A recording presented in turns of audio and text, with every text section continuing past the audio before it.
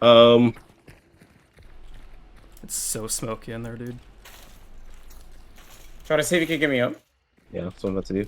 Yep, that's most likely a Winchester aimed right at my head. However, to explain how I ended up in this situation, we'll have to go back. All the way back.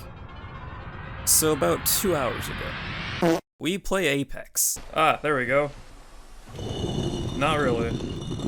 No, you're gone, buddy. What the heck? Game. My internet isn't good. So what do you do when your internet is having a hissy fit and renders you useless when playing an online game?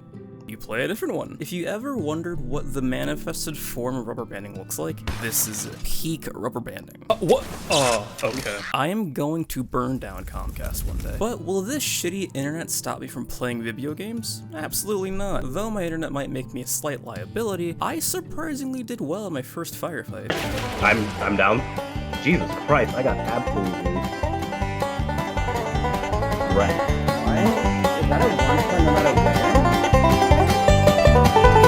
Okay, Jardy. Though, keep in mind this is not indicative of how I actually am in FPS games. Look at all this stuff. But first, any percent speedrun game explain. Hunt Showdown, aka Kona 2 Electric Boogaloo, aka what the ever-living fuck is that, is a PvPvE battle royale where you and one or two friends explore the deep south where inbreeding caused these monstrosities to exist, finding clues to hunt down the big boy bosses, and escape at an extraction point. And of course, it wouldn't be a hunt without a showdown.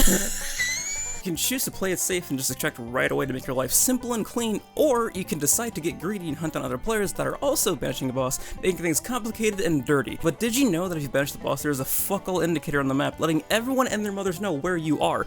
But wait!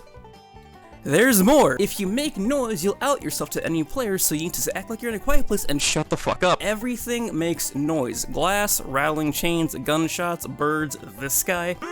After your certain level, the character that you own are now a part of a Pokemon Nuzlocke, since once they're dead, they're gone for good, and you only have yourself to blame for their untimely demise. And there you go, 80% speedrun Hunt Showdown explanation.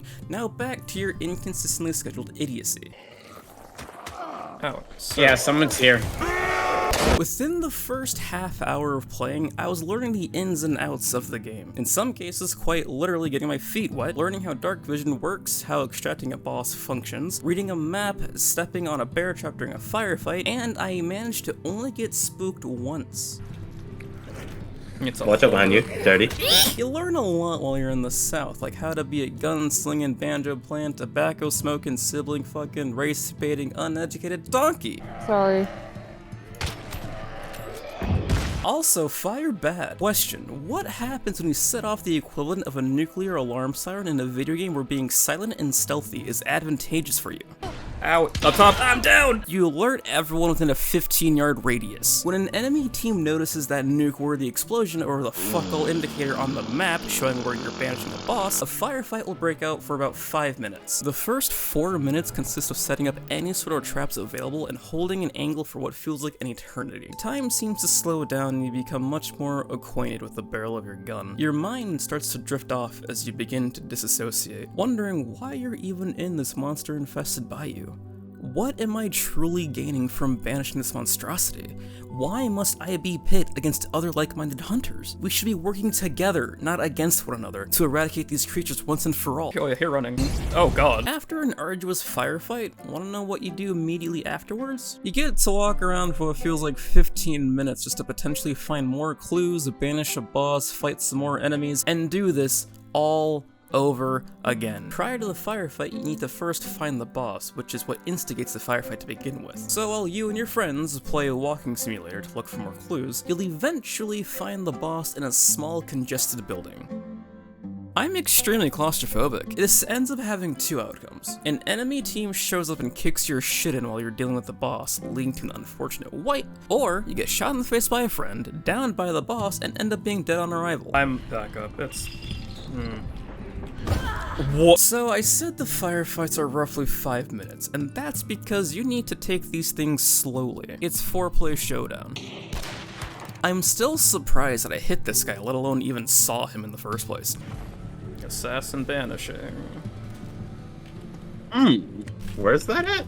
That is in the livestock. I think Surfer wants to greed for it. I'm neutral on it. What are your Jin's thoughts on it? Because I'm honestly neutral. I don't care. I'll leave that to Snow. Why me? You guys are so passive. I said it's up to you guys first, so therefore. And I'm only passing it up to Snow. I want this so to be a I'm also collective neutral. fuck up where we all agree, we all died, and we all like, oh shit, we should not do it. Instead of Snow, why did you make us do that? I feel like as the newest member, Jardy has to. In retrospect, asking the most indecisive person in the group to make this decision probably wasn't a smart move. Jesus Christ. And the game agrees with that, because I couldn't load into the next game and had to Alt F4, only slightly annoyed about that. How about some more Apex? How did that not hit? Oh, behind us? Behind us? What? Dude, there's like freaking 4 teams here. Jesus Christ. Oh. My god.